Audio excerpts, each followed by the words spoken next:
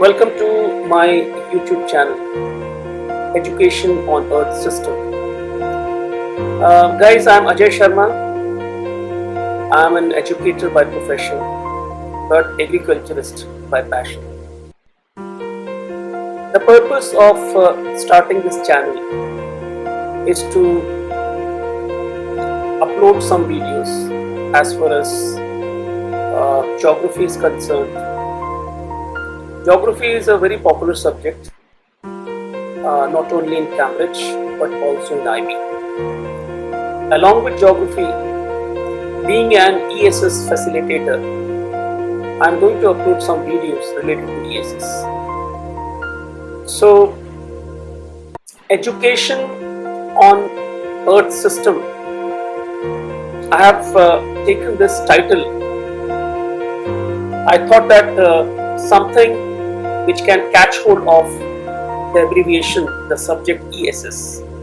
Though ESS means environmental systems and societies, so not taking that full form, I thought let me take the full form, something related to Earth. So that is why the channel name is Education on Earth System. Now, Earth is the only living planet in the solar system,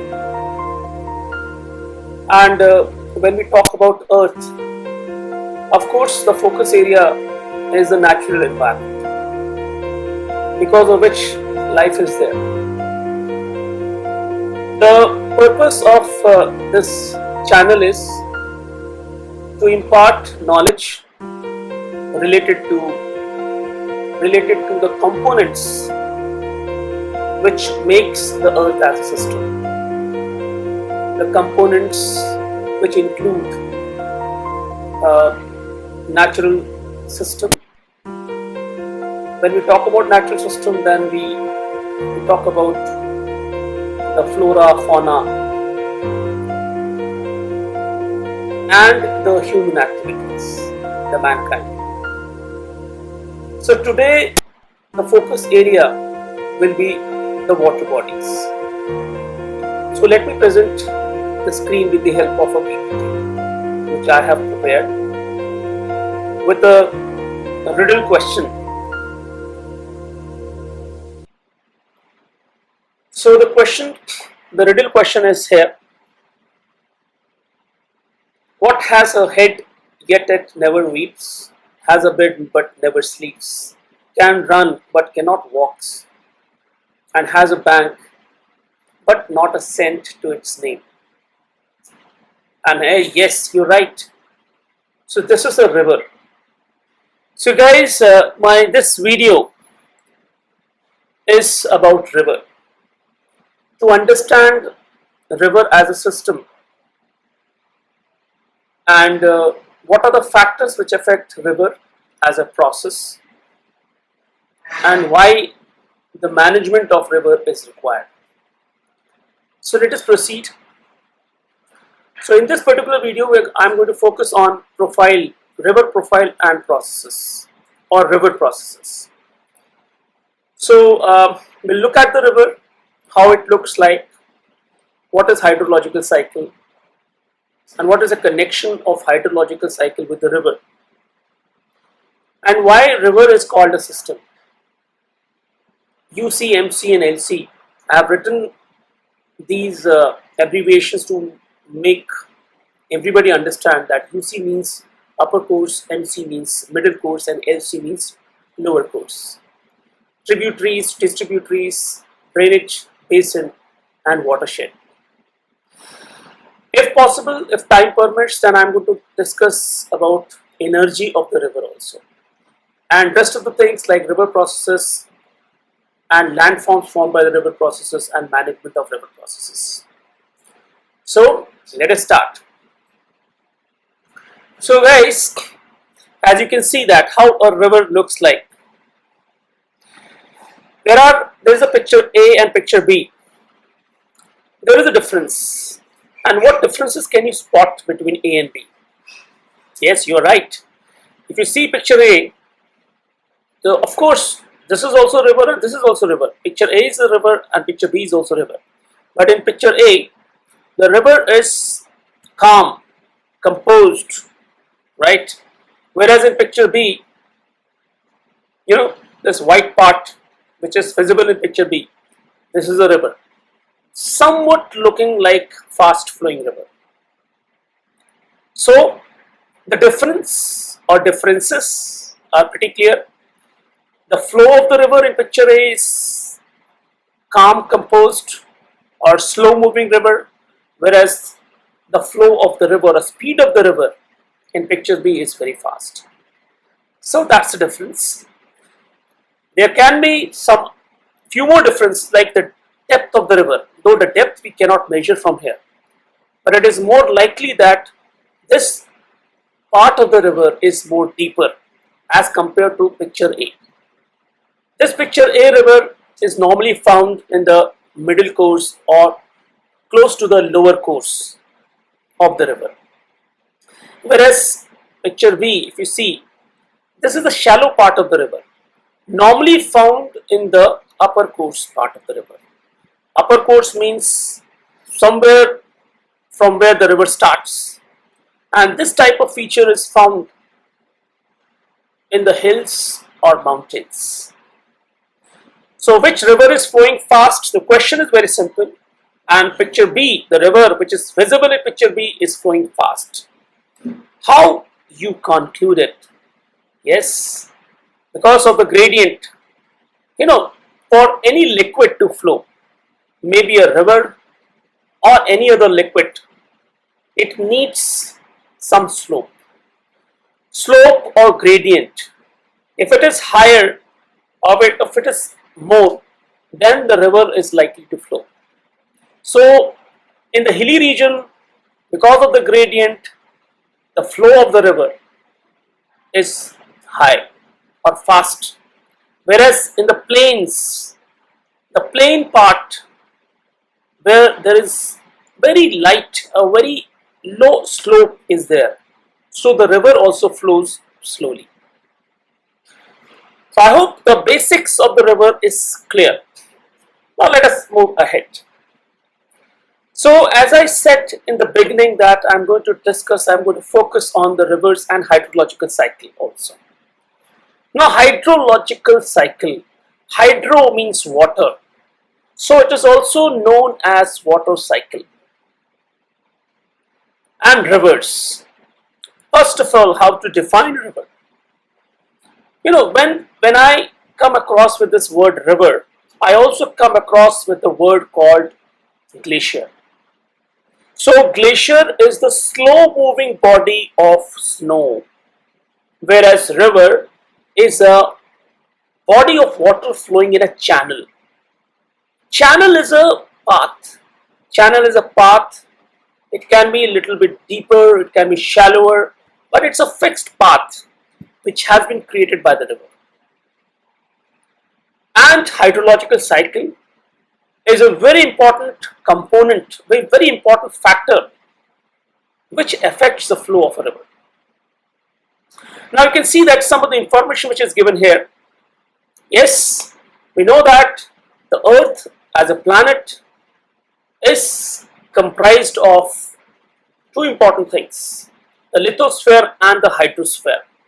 And of course there is one more domain called as biosphere. And fourth domain is atmosphere.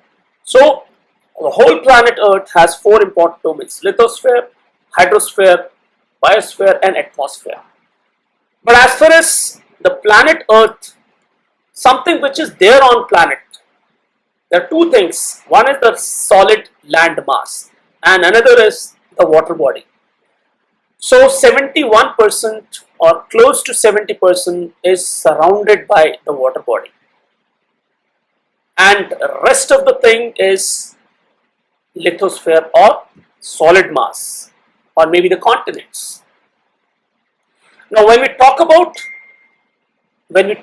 the hydrosphere or the water bodies, so we know that out of 70%, very commonly known fact that maximum amount of this water is saline water. Saline water, which is the part of which comes from seas and oceans, 97%, and 3% or less than 3% is the fresh source of water. And out of 3%, almost 2% is actually frozen near the polar region, whether it's North Pole or South Pole. North Pole, we know that there is Arctic Sea. The Arctic Sea is frozen, and the South Pole of this Earth as a planet is Antarctica, the continent. So 2% of that 3% is frozen, and now comes the leftover 1%. Now this leftover 1%, remember that this is a very, very important source of water which we can directly harness, which we can directly use for our day-to-day purpose. But even this 1% is not actually available with us.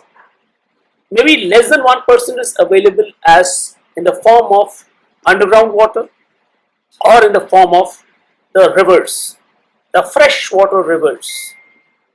I hope you know about the rivers. The longest river in the world, Nile. The largest river in the world, Amazon. So all these rivers are very popular.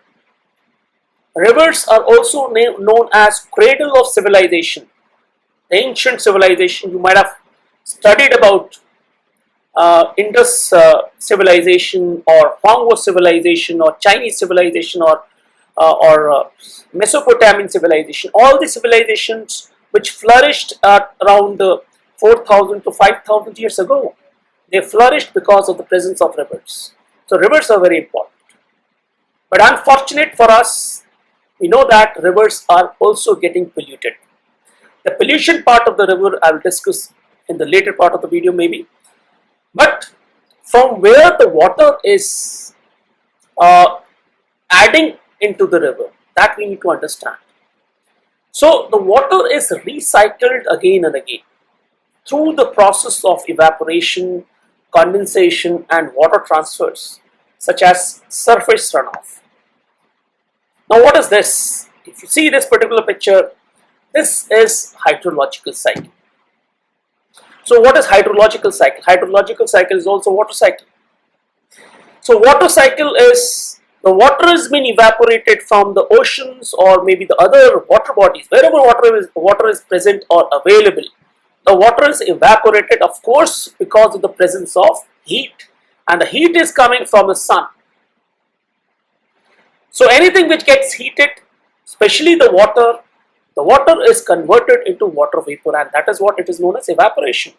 And the water vapor, again when it moves up above in the atmosphere, so the conversion of water vapor into those tiny droplets of water like clouds, that is called condensation. So evaporation, condensation and the clouds, when the clouds burst, not bursting of cloud I am talking about, but clouds are responsible for precipitation or rainfall. Rainfall is a form of precipitation. So the water which has started from the earth's surface is coming again to the earth's surface in a cyclic manner, and that is why it is known as hydrological cycle. So the water is again falling down on the earth's surface in different forms of precipitation. Precipitation is what? That is the water which is coming from the sky to the earth's surface in different forms. So one other type of precipitation is rainfall. Another type of precipitation is snowfall. Snowfall happens where the temperatures are lower. Just because of the differences of temperature, you find different types of precipitation. Another type of precipitation is hailstorm. One more type of precipitation is known as sleet, S-L-E-E-T, sleet. So the water is evaporated, condensed and precipitated. And then again, not only the water loss is there because of evaporation, but also because of transpiration. And what is transpiration? Transpiration is the loss of water from the trees, from plants. Plants, they have the leaves. Leaves, they have stomata. And stomata are the minute openings through which the water is lost in the atmosphere. So together evaporation and transpiration is called as evapotranspiration. So once the water is coming back to the earth's surface, so water has a different fate, right? So some of the water goes down inside the earth's surface. So water coming down or moving or penetrating inside the earth's surface is called as percolation. There is a difference between percolation and infiltration that I'm going to discuss in the next slide. But water is coming down and it becomes the part of something called as water table. Water table is the level of water which we start finding below the earth's surface. So water reaches to the groundwater, and some of the water it flows just above the surface of the ground. Whether the ground is elevated ground like that of a mountain or a hill or a plain. So the water which flows onto the surface is called as runoff or surface runoff. The water which flows below the ground is called as groundwater flow. So whether it is surface runoff or groundwater flow, ultimately the water is reaching to the water body. So one of the water body is the ocean. Another water body is there below the ground, which is known as groundwater. So now when we talk about river, we understand river in two different parts. One is the long profile, another is a cross profile. Now this is very important as far as IGCSE geography is concerned. There are more number of questions related to this long profile or cross profile. This is cross profile. Now long profile means in length, how the river looks like from the source to the mouth. Guys, remember one thing. I had asked this question many times in my class also to the students. What do you mean by mouth of a river? And most of the time the students gave the wrong answer. Mouth is not there in the starting part of the river. It is the end part of the river, right? Mouth looks like in a human body, it is a starting point of the human body, maybe. So there is a confusion. But remember that when we talk about the river's long profile, so river has a starting point. The starting point of the river is also known as source of the river. Source means from where the water is coming into the river or from where the river starts. In general, the source of the river is found on the mountain peaks. Most of the mountain peaks are confined with the snow peaks. For example, Ganga or Ganges or Yamuna. And there are many rivers in the northern part of India, where the source of the river is Himalayas. So whether it's Ganga, Yamuna, Brahmaputra or Satluj or even Indus, so all these rivers, their common source is the Himalayan peaks. For Ganga, the peak, the source is Gangotri Glacier. So that is what source means. Source means the starting point of the river. And the river comes down from the mountains. It comes down, it flows in a main channel. The main channel. And there are some small channels like this, like this, like this, like this. Looks like a tree with some branches.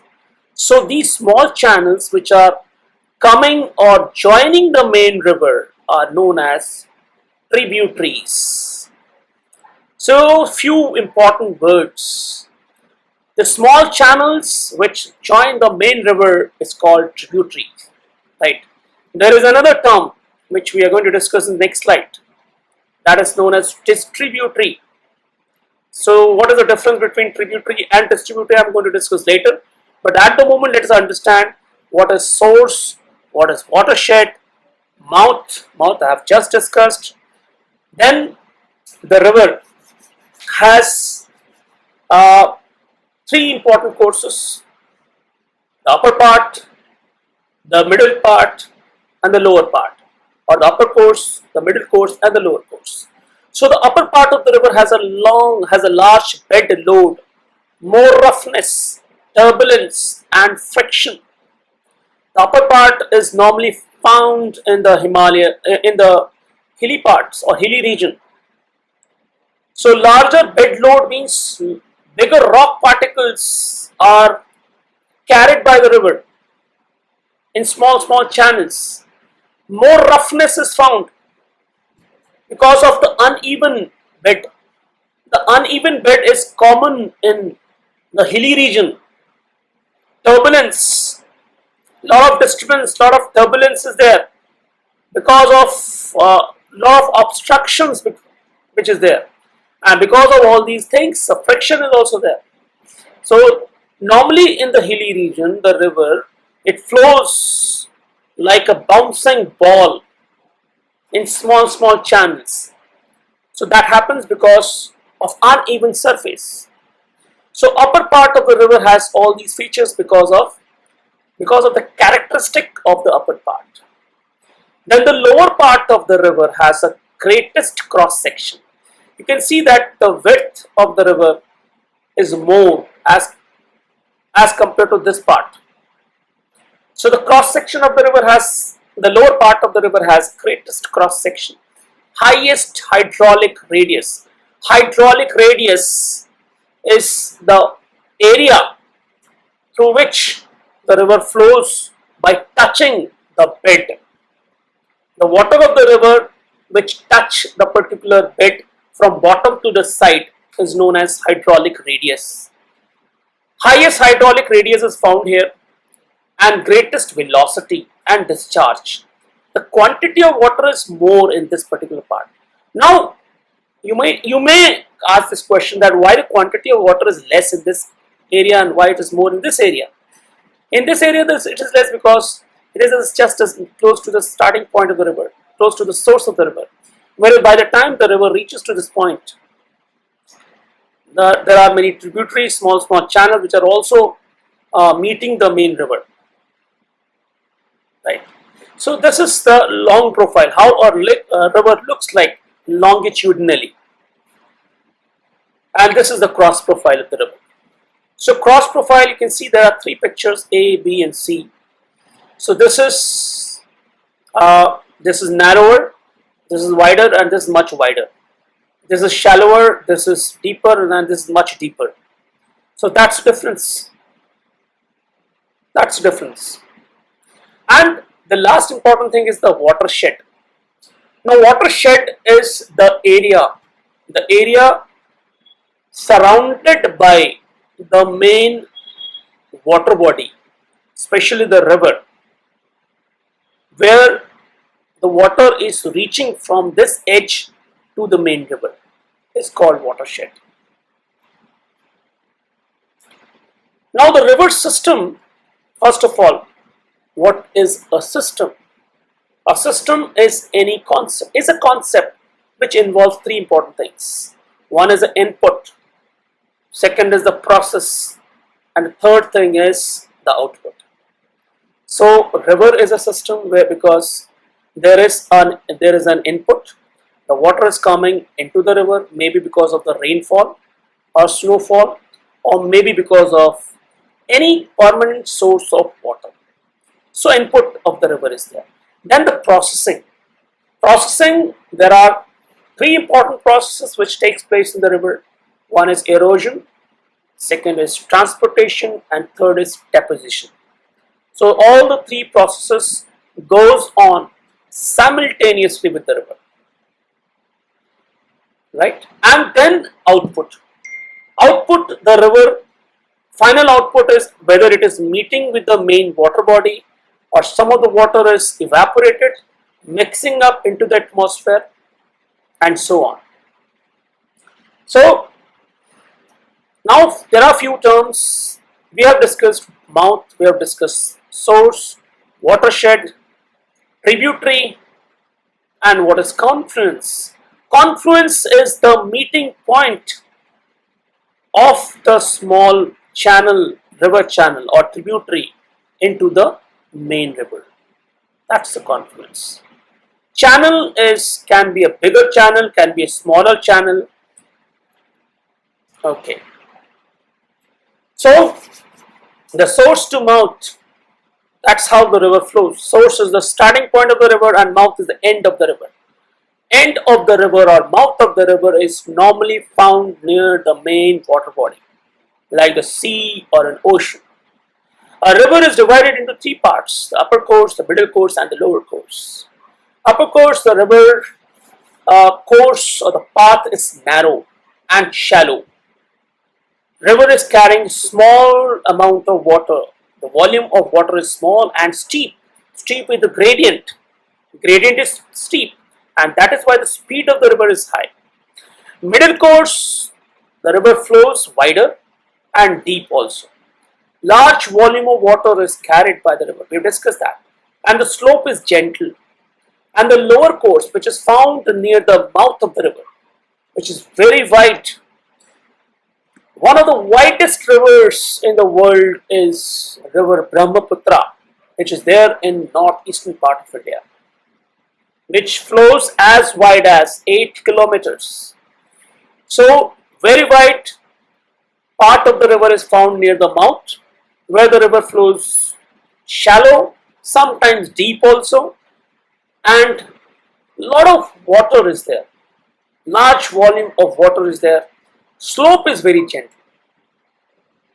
So that's how the river flows. And then the drainage basin. Drainage basin and watershed we'll discuss later. So this is what just now I discussed about the width, depth, volume and speed of the river. Just have a quick look.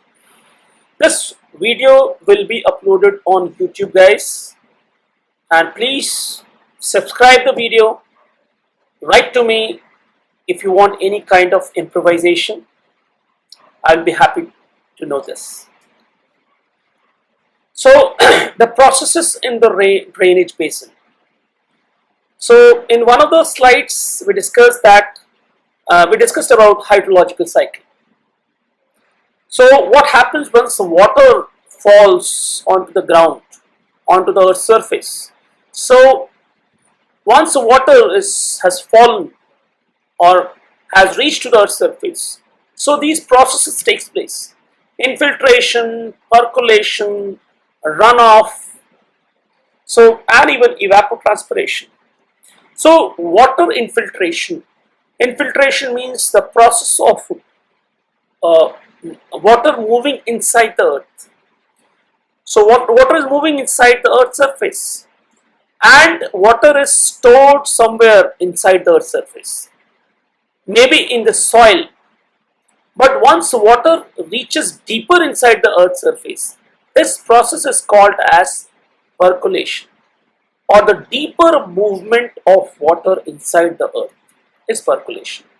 And that water moves further deep and stored somewhere between the rocks which are non-porous rocks. And this groundwater is very important source of fresh water for most of the people around the world. And when this water is stored in large quantity, that water is called as aquifer. And now some of the water moves further deep and some of the water moves in a lateral way and reaches to the closest water body. The closest water body can be the river or can be ocean also. And then water is again lost into the atmosphere. Evapotranspiration. We discussed in the previous slide. Evaporation and transpiration. Then looking towards these processes from a different angle, precipitation, water coming onto the earth's surface, and water moving inside the earth is known as infiltration. The shallower movement of water is called infiltration, and deeper movement is called as percolation. There is interception also. So You might be aware of this fact that the trees are very important, uh, very important, you know, very important thing to protect people from floods. How the trees they protect us from floods, and that is called as interception. Interception means the water which is falling onto the surface. So there is an obstruction because of the trees. Trees have branches, trees have leaves. So water, rather than falling onto the surface directly, which might result into erosion. So because of interception, the speed of the water flow from the sky to the earth's surface is slower, and that is called as interception. So very important phenomena which is happening because of the forest, because of the trees. So trees are very important for us. So once the water has fallen onto the earth's surface, so the water is moving inside the earth's surface, infiltration, deeper movement of water is called percolation, and then water laterally flowing is known as groundwater flow. Now there is a difference between through flow and groundwater flow. Through flow is when the water, once it has reached inside the earth's surface and started moving parallel to the earth's surface, parallel to the water which is flowing above the earth's surface, which is known as surface runoff. Just below the earth, when the water moves or flows, is known as through flow.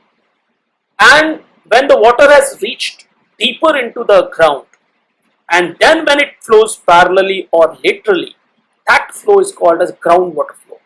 So surface runoff, through flow, and groundwater flow, there is a difference. Surface runoff, when the water is reaching onto the surface and flows onto the surface, is called as surface runoff. And remember, whether this flow or this flow, there needs to be some slope. If there is no slope, the water won't flow.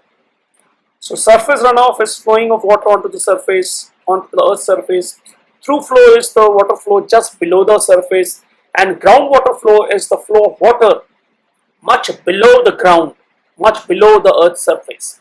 And ultimately, these flow of the water, they are actually reaching to the nearest water body, and one of the nearest water bodies is river. It can be lake also, it can be pond also, it can be sea or ocean also. Evapotranspiration is evaporation and transpiration. Altogether, the water is lost from the leaves, from the trees, from the branches, as well as from the water bodies. So precipitation, infiltration, percolation, through flow, ground flow, evapotranspiration, interception, all are clear. Surface storage, the water which is stored on the surface, on the earth's surface, is called as surface storage. It can be in the form of reservoir, which is the part of the dam, or maybe pond or a lake. So this is clear, and this is an exercise for you people guys. Now so far these terms must be clear. Source of the river, this is the starting point of the river. Confluence, the meeting point of the tributary with the main river. Mouth of the river, which is found near the end of the river. Tributary is a small river channel which meets the main river. Distributary, I have not discussed here, but distributary is the small river channel which is found in the delta. Channel, watershed, this is an exercise. Go to the Explore Google or dictionary.com, you'll find the meaning. So there's a quiz, guys, and the questions are very simple. Please answer them.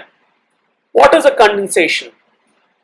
Is it a change of state in which a gas becomes liquid, or this, a change of state in which liquid becomes a gas, or water falling from the air as rain, sleet, or snow? So the answer is, A, change of state in which the gas becomes liquid. What is the precipitation? Water falling from the air as rain, sleet, or snow. Good. What is the source of river? Source of the river, where the river ends, the middle course, or where a river begins. Yes, you're right, where a river begins. What is a tributary? Where two rivers of the same size join together, where a smaller river joins a larger river, where a smaller river leaves a larger river. So where a smaller river joins a larger river is a tributary. Good. So the hydrological cycle is also known as water cycle, correct? How much of the world's water is stored in seas and oceans? Very first slide. Yes, you're right, 97%. So the drainage basin is what? Is it the area of land drained by a river, also called a sink, or the ridge of highland which surrounds a river? Yes, the drainage basin is the area of land drained by a river. Correct. The confluence is the meeting point or point at which two rivers meet. Correct. The mouth of the river, the end point of the river. The mouth of the river is the end point of the river. And the last question, the watershed is it a building made to house water? No. A shed which is built on stilts above a river? No. The ridge of land surrounding a river separating two or more drainage basins? Yes, this is the correct answer. So guys, I think you liked the video. So please subscribe to my channel, and things were clear. If anything is specific, please let me know. I will be the happiest person. Thank you so much. See you in the next video.